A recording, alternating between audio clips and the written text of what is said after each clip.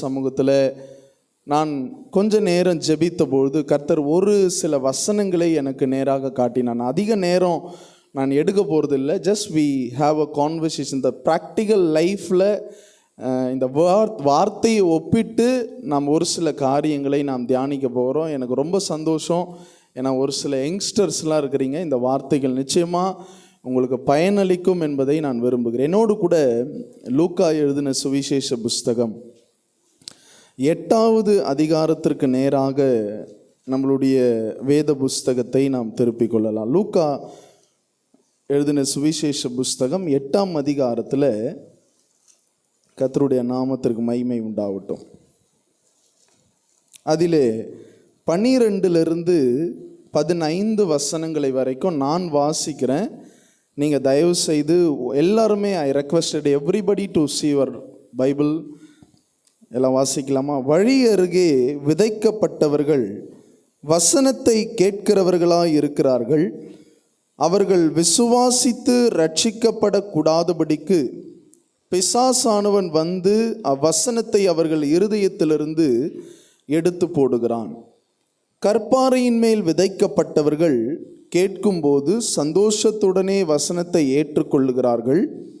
ஆயினும் தங்களுக்குள் வேர் கொள்ளாதபடியினாலே கொஞ்சம் காலம் மாத்திரம் விசுவாசித்து சோதனை காலத்தில் பின்வாங்கி போகிறார்கள்.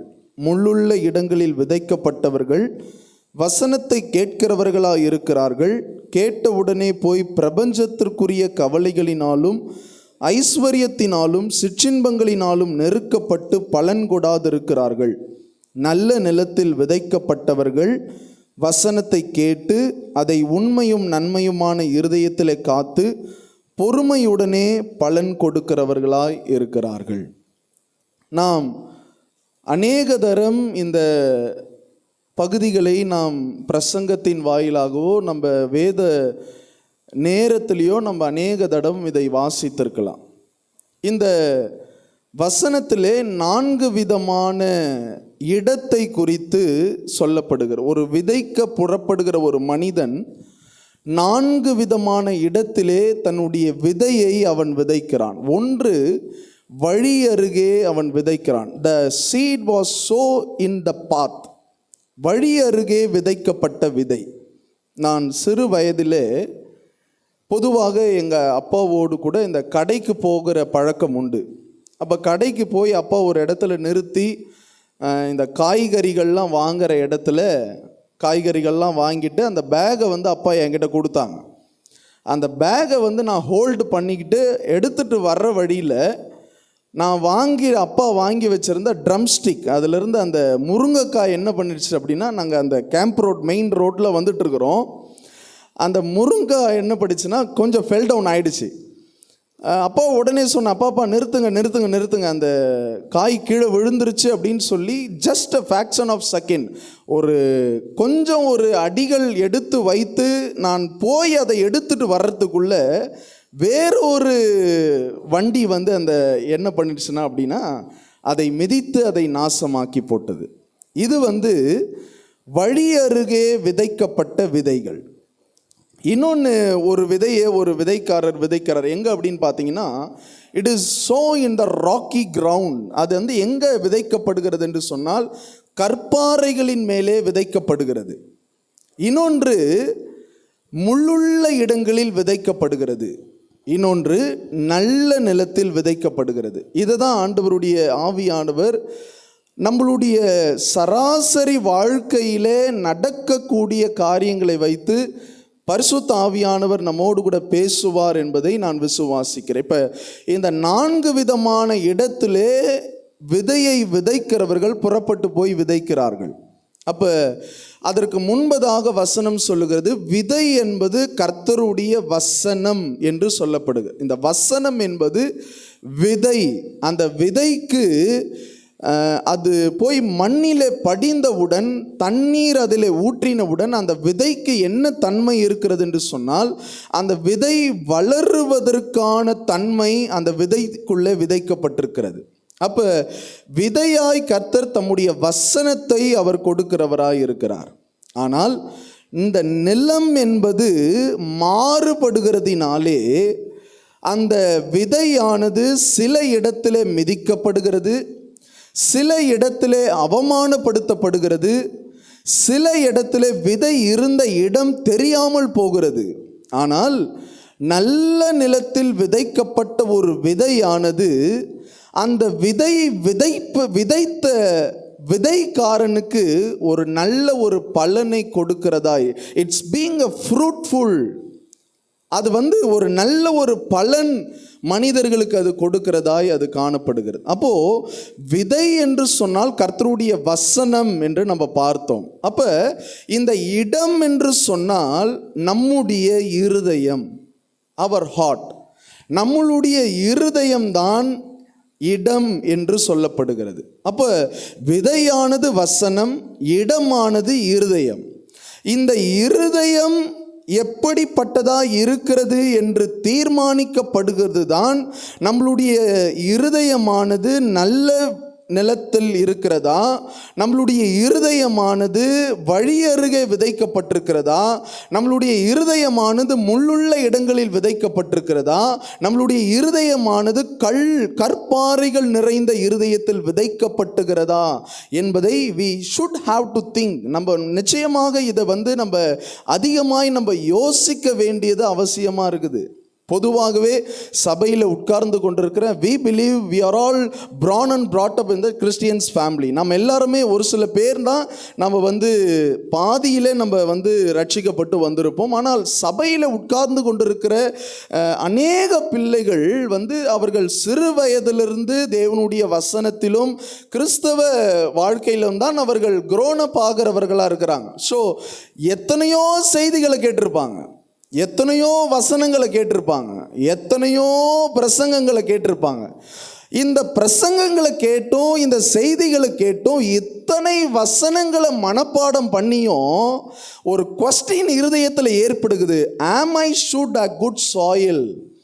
என் இருதயமானது ஒரு நல்ல நிலத்தில் இருக்கிறதா, ஒரு நல்ல நிலமாய் என்னுடைய இருதயம் மாற்றப்பட்டிருக்கிறதா என்பதை நாம் நம்மளுடைய இருதயத்தை ஆராய்ந்து பார்க்கணும். நம்ம இருதயத்தை எக்ஸாமைன் பண்ணணும். நாமே நம்மளுடைய இருதயத்தை சோதித்து அறிய வேண்டும். ஏன்னா வசனம் அதான் சொல்லுது, தன்னைத்தானே சோதித்து அறிந்தால் அவன் நியாயம் தீர்க்கப்படான் என்று சொல்லப்படுகிறது. அப்ப இந்த இருதயமாகிய இந்த நிலத்தை விசுவாசிகளாகிய நாம் எப்படி பாதுகாப்பது என்பதை குறித்து நம்ம பார்க்கிறோம். ஏன் இருதயத்தை நாம் பாதுகாக்கணும்? ஏன் இருதயம் நல்ல இருதயமாக இருக்கணும்?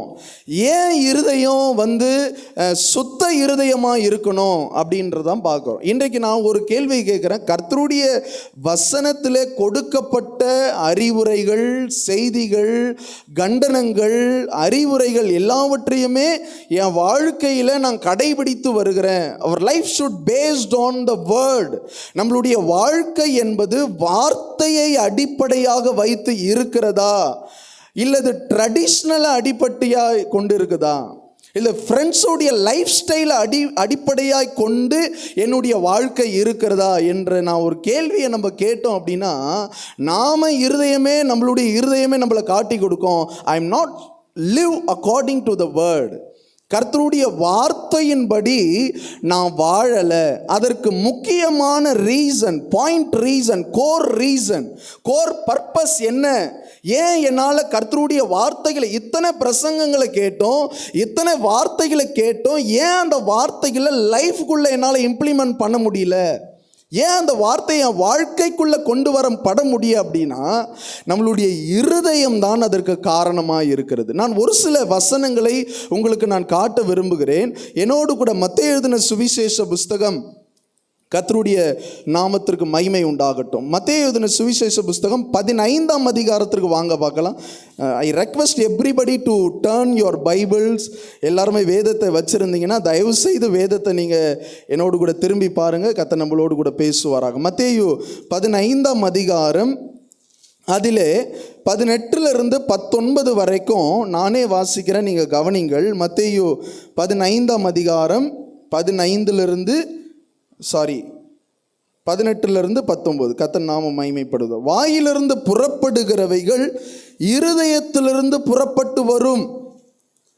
சாரி, அவைகளே மனுஷனை தீட்டுப்படுத்தும். எல்லாரும் கவனிங்க. எப்படி எனில், இருதயத்திலிருந்து பொல்லாத சிந்தனைகளும் கொலைபாதகங்களும் விபச்சாரங்களும் வேசித்தனங்களும் களவுகளும் பொய் சாட்சிகளும் தூஷணங்களும் புறப்பட்டு வரும். இவைகளே மனுஷனை தீட்டுப்படுத்தும். கை கழுவாமல் சாப்பிடுகிறது மனுஷனை தீட்டுப்படுத்தாது என்றார். இப்போ பரிசேயர்கள் சதுசேயர்கள்லாம் நியாயப்பிரமாணத்தை அடிப்படையாக கொண்டு உங்களுடைய சீஷர்கள் நியாயப்பிரமாணத்தை கடைபிடிக்காமல் கை கழுவாமல் அவர்கள் சாப்பாடுகளிலே கை வைத்து சாப்பிடுகிறார்களே என்று இயேசு கிறிஸ்துவினிடம் பரிசேயர்களும் சதுசேயர்களும் ஒரு கேள்வி எழுப்புறாங்க.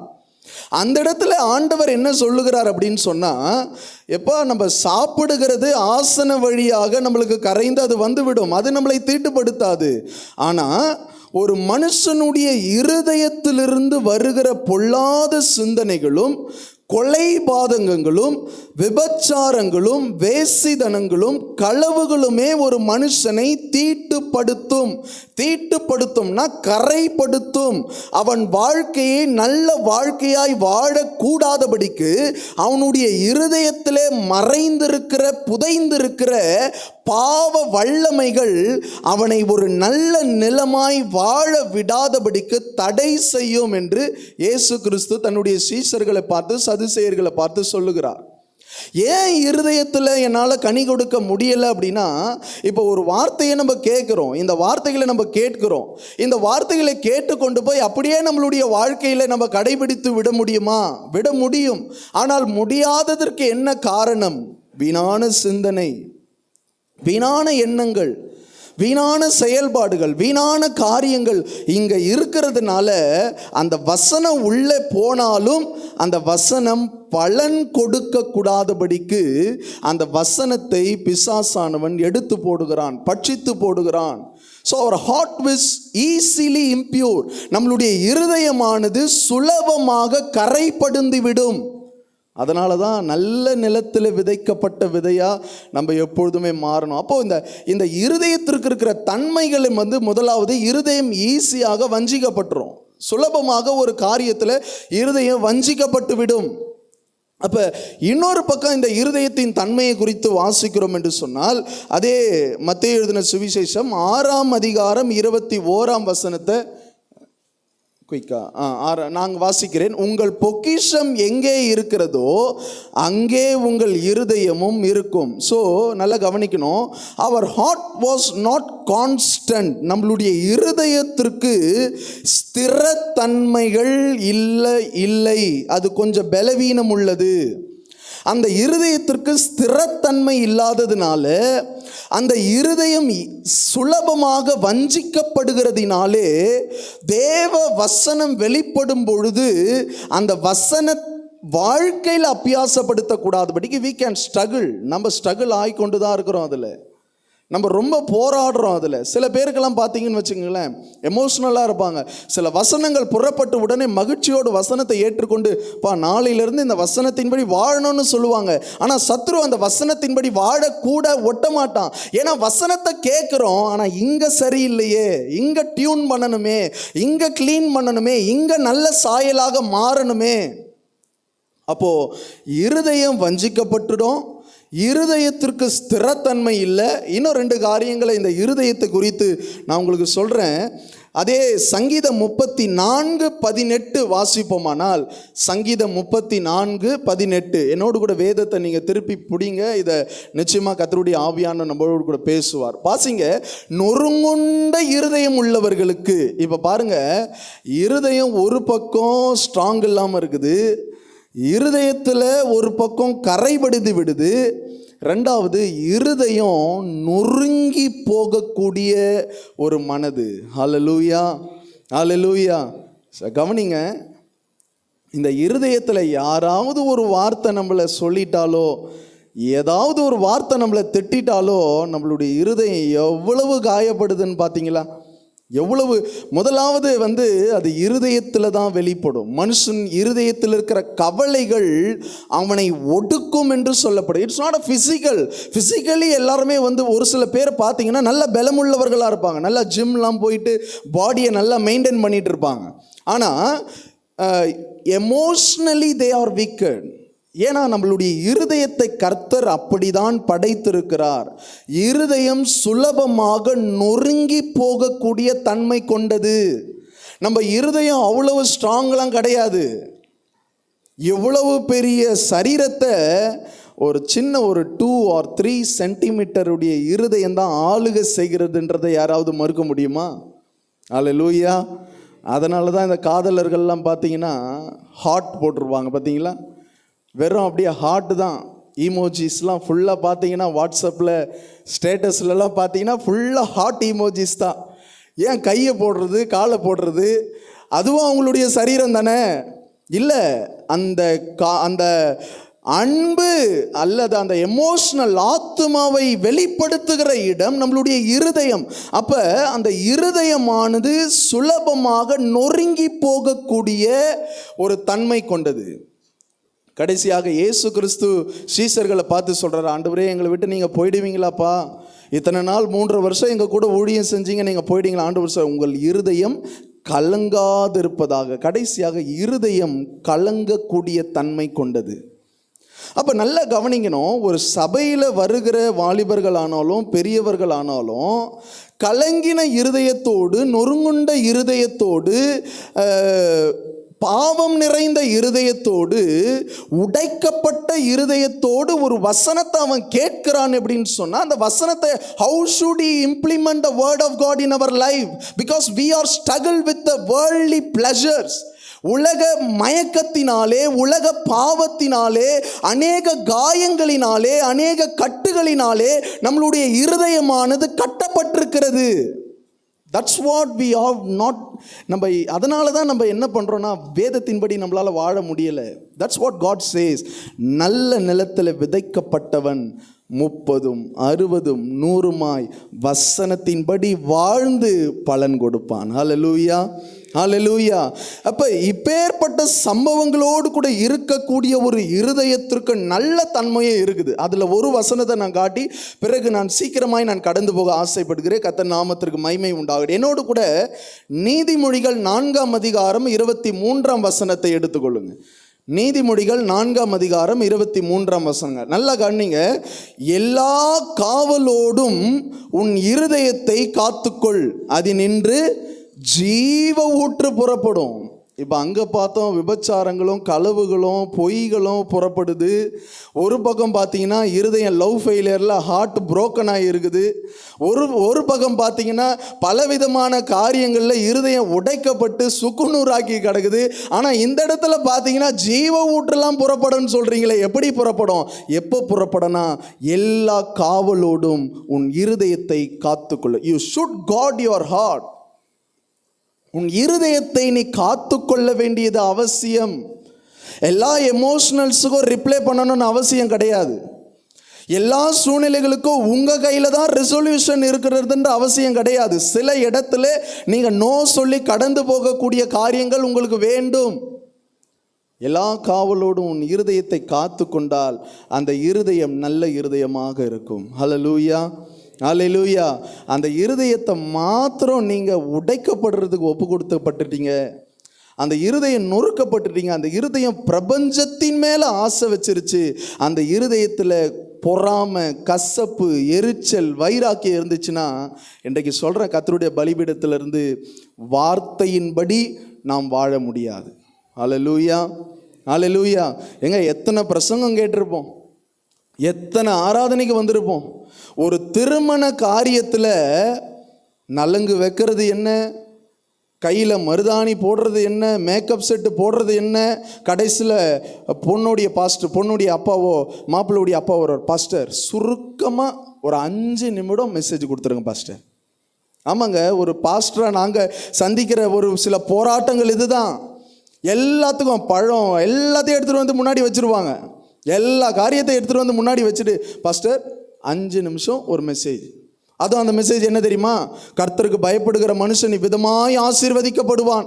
உன் பிள்ளைகள் உன் வீட்டோரும் பந்திகளை சுற்றிலும் ஒலிவமர கன்றுகளை போல இருப்பார்கள். ஆசீர்வாத மெசேஜ் மட்டும்தான் பேசணும், வேற எந்த மெசேஜையும் பேசக்கூடாது, ஒட்டுக்க மாட்டாங்க. அப்போ நம்மளுடைய வாழ்க்கையில் ஏன் நம்மளால் வார்த்தையை வெளிப்படுத்த முடியலை அப்படின்னா, நம்ம ஒவ்வொருவரும் சோதித்து பார்க்கணும். என் இருதயம் நல்ல இருதயமாக இல்லை, என் இருதயம் கெட்டு போயிருக்குது, என் இருதயம் ஒரு நல்ல ஒரு சாயல் அது இல்லை.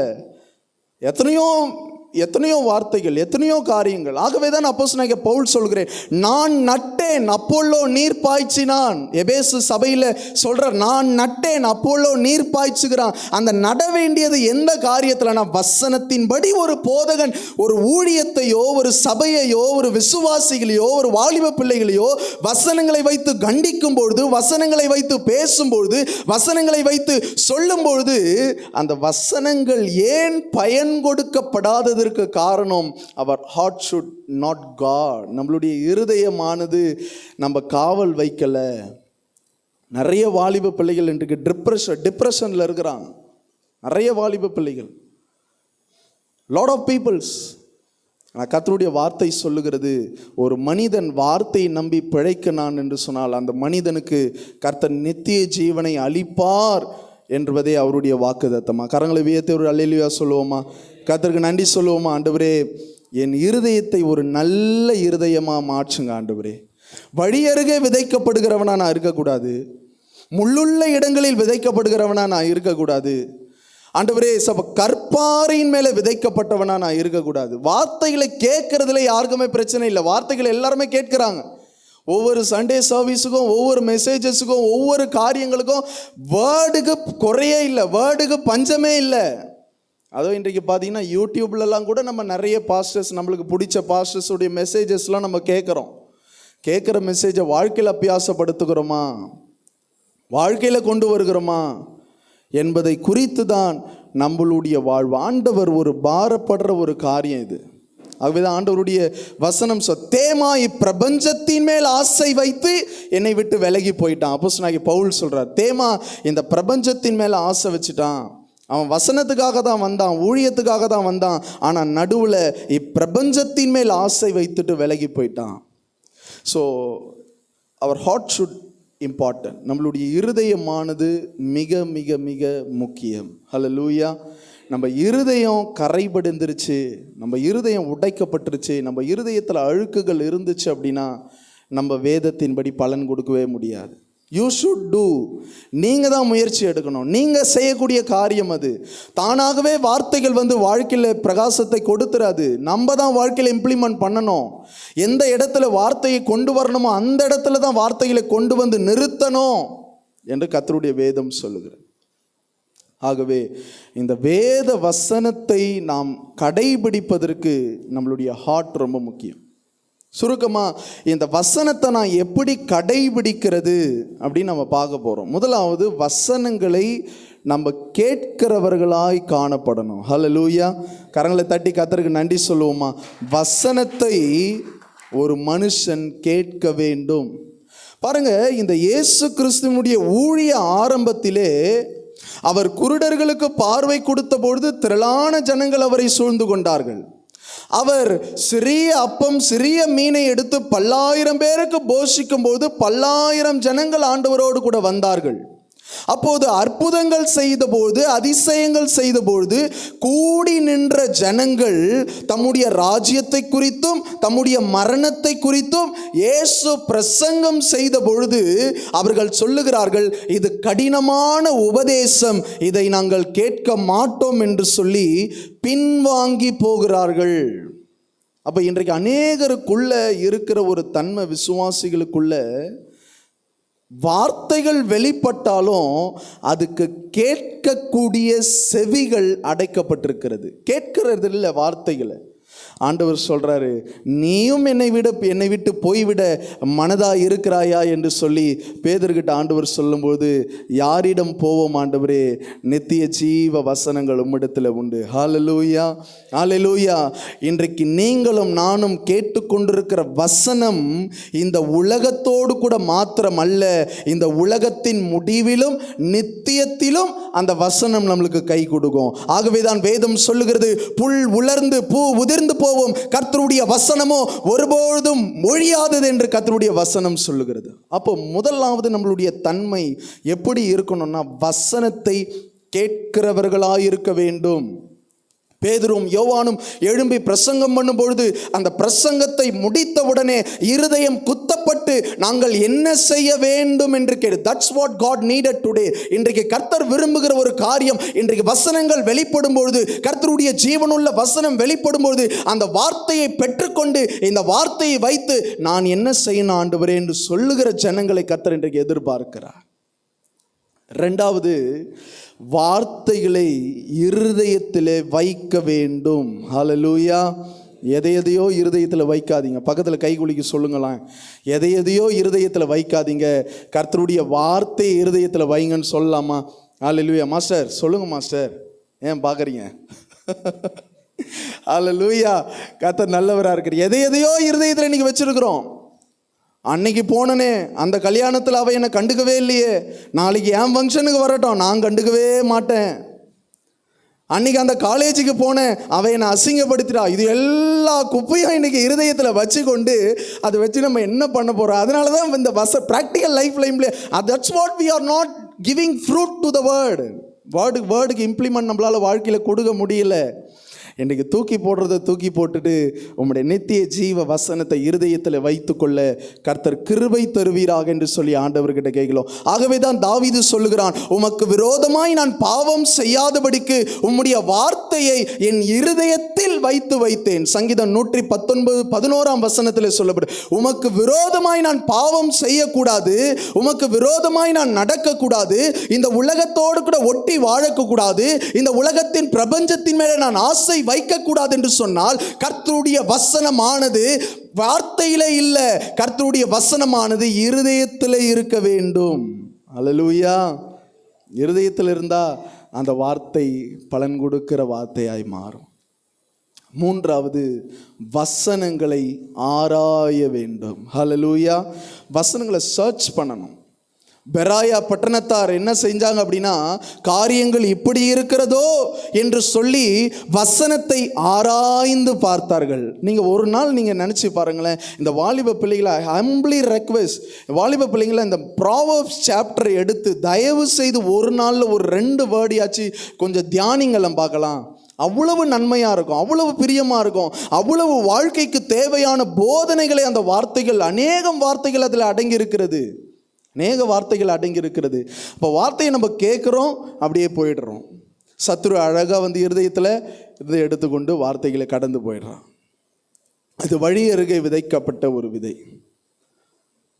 எல்லா சபையிலையும் நடக்கிற, பாஸ்டர் செம்ம மெசேஜ் பாஸ்டர், நிறைய பேர் கை கொடுத்துருக்குறாங்க எனக்கு, பாஸ்டர் இன்றைக்கு பேசுனீங்களே சூப்பர் மெசேஜ் பாஸ்டர், அடுத்த வாரம் வந்து போன வாரம் மெசேஜ் பேசினே அது கொஞ்சம் சொல்லுங்களேன் பார்த்துங்களா அப்படின்னு பார்த்தா, பாஸ்டர் அது வந்து தொடக்கமும் இருக்காது முடிவும் இருக்காது, நம்ம என்ன பேசலையோ அவங்க வாயில் வந்ததெல்லாம் பேசுவாங்க. இதுதான் இன்றைக்கு நிலை. வார்த்தை கேட்கும் போது சந்தோஷமாக கேட்குறாங்க, வார்த்தையை கேட்கும் போது வார்த்தைகளை இருதயத்தில் ஏற்றுக்கொள்கிற மாதிரி ஆக்ட் பண்ணுறாங்க, ஆனால் அந்த வார்த்தைகளை லைஃப்குள்ளே கொண்டு வர்றதில்லை. இன்றைக்கு ஆண்டவர் இந்த சபைக்கென்று, எனக்கு நல்லா தெரியும், 100% ஷுர் இந்த God's presence I was speaking, இந்த தேவ பிரசன்னத்திலிருந்து நான் பேசுகிறேன். இந்த வார்த்தை உங்கள் சபைக்கென்று கர்த்தர் கொடுத்த வார்த்தை. அல்லேலூயா. நமக்கென்று கொடுக்கப்பட்ட வார்த்தை, நம்ம ஒவ்வொருவருக்குள்ளும் கிரியேட் செய்யக்கூடிய ஒரு வார்த்தை. கர்த்தருடைய ஒரு பாரம் இதுதான். பெரிய லெவலில் நம்ம வந்து பெருசாக இதை பண்ணுறோம், அந்த மினிஸ்ட்ரி பண்ணுறோம், அப்படி பண்ணுறோம் இல்லை. அந்த வார்த்தைகளை, கேட்கிற வார்த்தைகளை லைஃப்பில் இம்ப்ளிமெண்ட் பண்ணுறதுக்கு ஒருத்தன் ட்ரை பண்ணுறான் பார்த்தீங்களா, அவனுக்கு கர்த்தர் கிருபை கொடுப்பார். ஆகவே தான் அப்போஸ்தலனாகிய பவுல் சொல்லுகிறான், இந்த ஒரே ஒரு முள்ளை மாத்திரம் எனக்குள்ளேருந்து எடுத்து போட்டுட்டீங்கன்னா இன்னும் நான் அதிகமாக உமக்காக ஊழியம் செய்வனே என்று சொல்லும்போது ஆண்டவர் சொல்லுகிறார், முள்ளெல்லாம் எடுக்க முடியாதுப்பா, உன் பலவீனத்திலே என் பலன் பூரணமாய் விளங்கும். அல்லேலூயா. கடைசியாக அவருடைய வார்த்தைக்கு நாம் ஒப்பு கொடுக்கப்பட வேண்டும். அவருடைய வார்த்தைக்கு நாம் ஒப்பு கொடுக்கப்படும். அதுக்கு மாத்திரம் ஒரே ஒரு வசனத்தை நான் உங்களுக்கு காட்டுகிறேன். ஆண்டவருடைய நாமத்திற்கு மகிமை உண்டாவதாக. என்னோடு கூட அதே சங்கீதம் 119 101 நம்ம பார்ப்போம். Thank you Jesus. உம்முடைய வசனத்தை நான் காத்து நடக்கும்படிக்கு சகல பொல்லாத வழிகளுக்கும் என் கால்களை விலக்குகிறேன். ஹல்லேலூயா, ஹல்லேலூயா. இன்றைக்கு வாலிப பிள்ளைகள், பெரியவர்கள் ஒரு சில பிடிகளிலிருந்து நம்மளை விடுதலை பெற முடியாமல் இருக்கலாம். ஒரு சில கட்டுகள், ஒரு சில அந்தரங்க கட்டுகள், வெளியே சொல்லக்கூடாத ஒரு சில காரியங்கள், இட்ஸ் ஸ்டில் கண்டினியூயிங் மீ. அது என்னை தொடர்கிறதுனால என்னால் தேவ சமூகத்தில் எழும்ப முடியலை, என்னால் தேவ சமூகத்தில் பலன் கொடுக்க முடியலை, என்னால் தேவ சமூகத்தில் முழுமையான கான்சன்ட்ரேஷன் செலுத்த முடியலைன்னு சொல்லி இன்றைக்கு வருத்தப்படுகிற இருதயத்தை கர்த்தர் பார்க்கிறார். ஏன்னா மனுஷன் முகத்தை பார்க்கிறார், கர்த்தரோ இருதயத்தை பார்க்கிறார். அப்போது இந்த வார்த்தையை நான் வாழ்க்கையில் பின்பற்ற வேண்டுமானால் என் இருதயம் சுத்த இருதயமாக இருக்க வேண்டும். ஆகவே தான் தாவீது பட்சேபாளோடு பாவத்திற்கு உட்பட்ட பிறகு கேட்கலாம், create me a new heart. ஏன்பா, இருதயத்தையே சுத்தமாக யாரோ கிரியேட் பண்ண முடியும்? இருதயத்தில் படிந்திருக்கிற கரைகளை விலக்கி சுத்த இருதயத்தை என்னிலே சிருஷ்டியும், நிலைவரமான ஆவி என் உள்ளத்தில் புதுப்பியும் ஆண்டவரே. கேட்கலாமா இன்னைக்கு ஆண்டவர் சமூகத்தில்? சுத்த இருதயத்தை சிருஷ்டிங்கப்பா, நிலைமரமான ஆவியை என் இருதயத்தில் ஊற்றுங்க ஆண்டவரே, ஊற்றுங்க ஆண்டவரே. நிலைவரமான காரியங்களை என் இருதயத்தில் நீங்கள் வைத்து கொள்ளுங்க ஆண்டவரேன்னு சொல்லி இன்றைக்கு அந்த வசனங்களை என் வாழ்க்கையில் நான் அபியாசப்படுத்தணுமா? Examine your heart should be clean. இன்றைக்கு உங்கள் இருதயம் க்ளீன் ஆகணும். இன்றைக்கு உங்கள் சிந்தனைகள் க்ளீன் ஆகணும். எல்லா தேவையில்லாத சாக்கடைகளை இருதயத்திலிருந்து, சிந்தையிலிருந்து எடுத்து தூக்கி போட்டு வசனத்துக்கு மாத்திரம்தான் வாழ்க்கையில் ப்ரியாரிட்டி. ஒரு சின்ன சம்பவத்தை சொல்லி நான் முடிக்க விரும்புகிறேன். என்னுடைய திருமண காரியங்கள் நடக்கும் பொழுது, அப்போ நிறைய சொந்தக்காரர்கள்லாம் இருக்கிறாங்க பார்த்தீங்களா, வருவாங்களே, இதை செய்யணும், அதை செய்யணும், அப்படி செய்யணும், இப்படி செய்யணும். அப்போ எங்களுடைய அத்தை அவங்க என்ன பண்ணுறாங்கன்னா, இந்த கோலம் கட்டுவாங்களாமே, தெரியுமா? இந்த கோலம் கட்டுறது அதெல்லாம் எல்லாருக்கும் தெரியும்னு நினைக்கிறேன். அப்போ அது கோலம் கட்டுறதுனா அது அந்த பழம் ஸ்வீட்லாம் எடுத்துகிட்டு வந்து குளிக்க வச்சு அவங்கள நலங்கு வச்சு அந்த மாதிரிலாம் பண்ணுவாங்க பார்த்தீங்களா.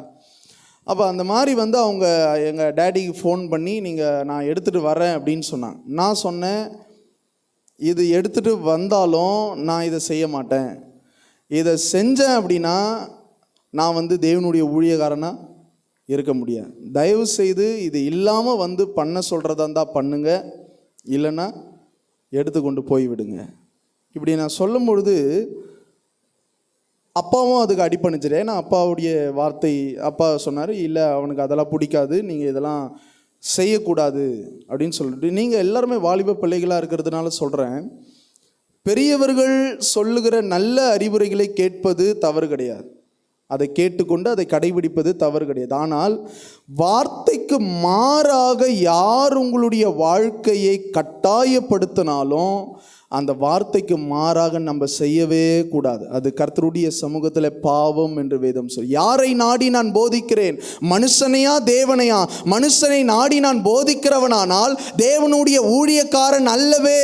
யாரங்க இன்னைக்கு திருப்திப்படுத்திட்டு இருக்கிறோம்? இவங்களுக்கு பிடிக்கும், அவங்களுக்கு பிடிக்கும், அதை செய்யலாம், இதை செய்யலாம், அவங்க திருப்தி ஆவாங்க, இவங்க திருப்தி ஆவாங்க. யாருமே திருப்தி ஆக வேண்டாம். பரம ராஜா வசனத்தின்படி வாழ்ந்தால் மாத்திரமே திருப்தி ஆவார். ஹல்லேலூயா, ஹல்லேலூயா. யாருக்கும் சங்கடம் இல்லையே, எல்லாருக்கும் சந்தோஷம் தானே? அப்படியே எழும்பி நிற்போமா? கர்த்தர் நாமத்திற்கு மகிமை உண்டாகட்டும். Praise the Lord.